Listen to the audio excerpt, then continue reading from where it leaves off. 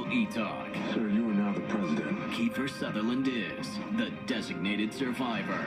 Through this incredible circumstance, there is a man who is forced to deal with other circumstances that are out of his control, and yet he takes them on. We're behind the scenes of this season's new hit show, our candid sit-downs. Are you sick of getting questions from people like me and Natalia Richie, for example, about your time in the White House? No. A private tour.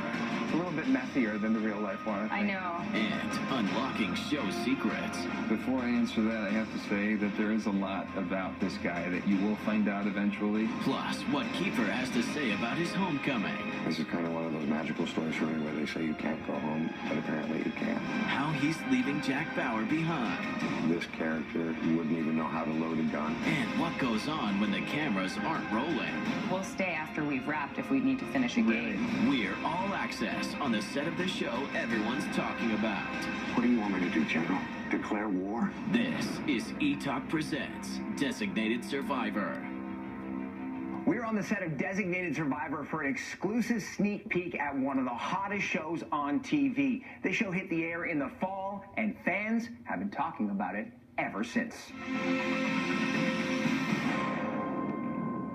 One big bang, and the whole world changes. What's a designated survivor? Mr. Secretary, we need to leave now. Tom Kirkman, a low-level congressman about to be fired, becomes leader of the free world. And there's no time for a transition. Mr. President. No? Mr. President, you're going to have to come with me now. Who's behind the bombing? And how did this man survive? All right, let's put him down. Who can be trusted? And who are the traitors? When I take you down, I'll make sure I don't leave you behind. With a new president in the Oval Office comes a fresh staff, and it's a trial by fire. Your boss is the most powerful man in the world, and he's going to do things that you might not agree with. And there's a mystery to be solved. Who's trying to topple the government? And are they done? I'm room 105. Wait, who's this? Kiefer's back on primetime and ruling the small screen from the Oval Office. The hard choices, the big decisions, the tough game of the top office hits home for the president. By my command, I am ordering you to federalize the Michigan National Guard. And the game has just begun. I am relieving you of your command effective immediately. What? General, you are fired. Oh, well, first of all, congratulations on this show. I've always wanted to interview a president, and unfortunately, I think this is the closest I'm going to get. Well, there you go. Well, I'm sorry. That's all right. How does it feel to, be in this role? I mean, is it exciting? I loved the script from the very beginning, the very first pilot script from David Guggenheim. And I love the character because through this incredible circumstance, there is a man who is forced to deal with other circumstances that are out of his control, and yet he takes them on. And I have a great respect for that kind of person that is willing to go forward and enter a fight that they probably won't win, but they're going to fight it anyways because that's the right thing to do. I love the incarnation story of this show. I believe David was your neighbor, or he lived very close. Somebody was your neighbor and brought you this script. Mark Gordon. Right. Mark Gordon was my neighbor 20 years ago. We used to pass each other on the street walking our kids. Okay. My daughter is now 28, so that was a long time ago. And he sent me the script in New York, and I wasn't looking to do a television show. I was working on other things. But I felt like I had to read it because of our friendship. And so I did. And I was doing what I call a cursory read. Right. Like I would just have enough information to explain why I couldn't do it and try not to look stupid. But the truth is, I got to about page 20, and I realized how good it was.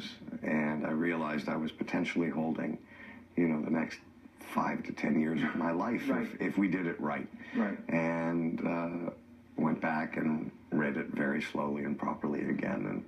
And again, just can't be more grateful, thankful, and excited about being a part of it. You really think I should step down? I do. You may be right. But for now, I'm all you got. And you have exactly 52 minutes to write a speech convincing the American people that that's a good thing. You've made a lot of very interesting choices that have basically led you to here. Was a show like this the plan? I think every actor, you would love to have the luxury of just choosing it based on the material, and this is one of those rare instances where I think that's true for me. You know, I having recently taken a sabbatical to actually work in public service, I didn't want to work in a project that was based on DC or the political world. So I heard about this script and I just thought, nah, I don't really want to read that. And then my manager said, you should really read this. It's a great script. And I read it and realized it's not about politics at all. It's not really about DC at all, really. It's a character study. It's a character study. It's really about conspiracy theory. It's a family story between, you know, these four people and folks who work for them. And it was so well written, and Kiefer's in it, so how can you say no? The president and my character are asking the same questions about how this happened without even knowing that each other are sort of on the same page. So they're worried about the same aspects of the whodunit. Right. And these are the elements that are going to bring them together very slowly. You don't take credit for something until you're done, right? So what if they're just getting started?